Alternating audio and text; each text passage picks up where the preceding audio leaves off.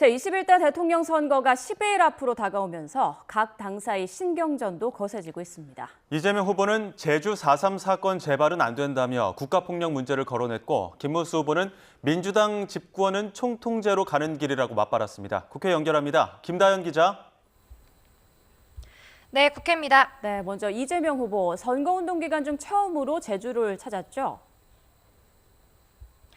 네, 이재명 후보는 연설에서 12.3 비상계엄 사태를 거듭 언급했습니다. 그러면서 이번 선거는 단순히 누구를 뽑는지의 문제가 아니고 지난해 12월 3일에 시작된 세 번째 4.3 사건을 청산하는 과정이라고 표현했는데요. 유세 발언 들어보시겠습니다. 4.3이 5.18이 다시 재발되는 그런 사회로 갈 것이냐, 진정한 민주공화국으로 갈 것이냐에 바로 분기점, 역사적 분수령입니다.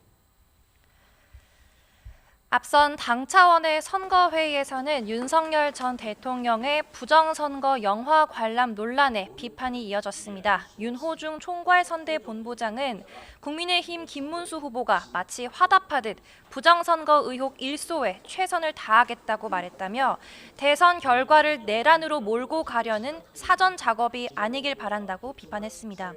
국민의힘을 향한 공세와는 별도로 민주당은 외연 확장에도 집중하고 있는데 간밤에는 윤석열 정부 대통령실 출신인 김대남 전 행정관의 캠프 합류를 두고 혼선이 이어졌습니다.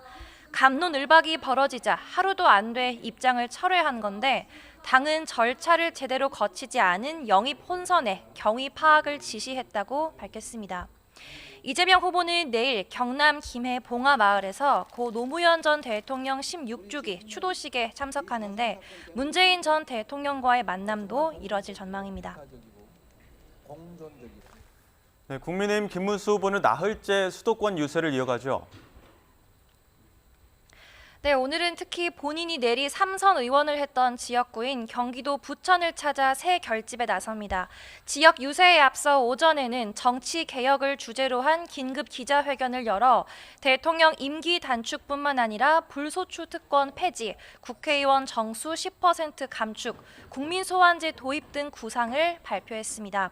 김 후보는 이 자리에서 민주당이 집권하면 총통제로 갈 거라고 한 표를 거듭 호소했는데요.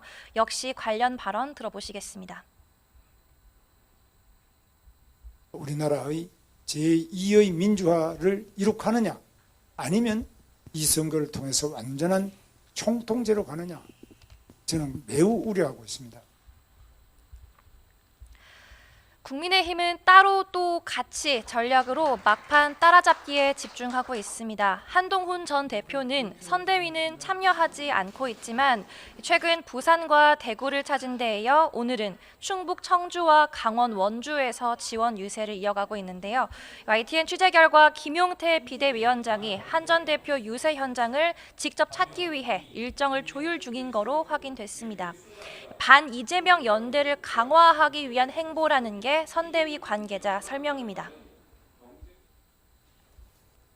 네, 그리고 범보수 후보 단일화 여부도 관심이죠. 지금 투표지 인쇄가 시작되는 25일이 단일화 1차 시한으로 언급되고 있는데 진전이 좀 있습니까?